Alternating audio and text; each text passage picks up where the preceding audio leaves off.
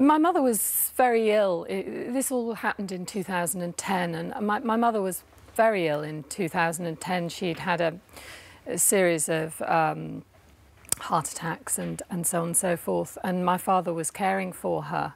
But they started to be called at the beginning of that year by one particular saleswoman who wanted them to advertise their small holiday home that they had in France. And these calls just continued,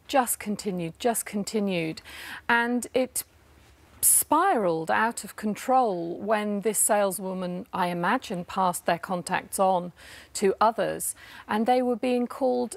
By October, they were being called about every 20 minutes. I mean, being driven mad. So this was, they were already advertising their little house in France, weren't they, yes. on a website? Yes. And so this woman, Barbara Stone, had yes. seen it on there yes. and was saying to your father, oh, you should advertise with us. Correct. And then had passed his details on. Well, I don't know whether she passed his details on or whether they created a database that shared. Or whether people had looked at what she had done and then realised, oh, John Moyle, you know, Barbara's got him, we'll go for him. I don't know. I'm not privy to that information. But the net result it became a spiral. Yeah, and an apartment that they were looking to obtain £300 a week for, they ended up paying £8,000 a month in terms of advertising. Yes.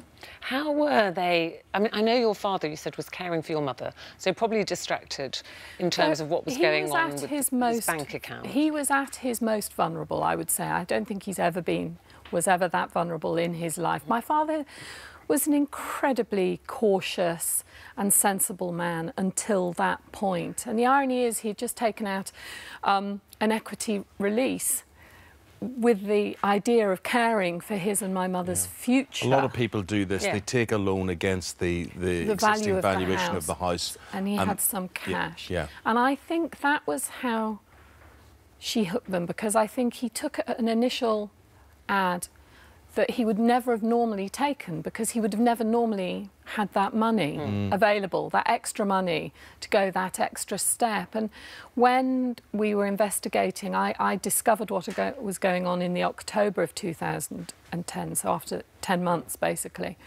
When my mother and father sort of grasped what was going on and made a sort of statement to the police and lawyers and so on and so forth, they said they did talk a long time about taking the first ad and whether they could afford it. So obviously at that point they still had a grip on reality.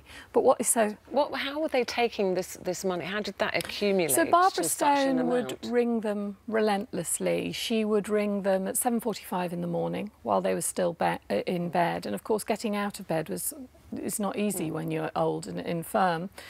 My father would scramble out of bed to stop the phone ringing, I think, so my mother wasn't, you know, disturbed. And then she would persist. She would just persist in persuading him it was a good thing to do until I think he gave in.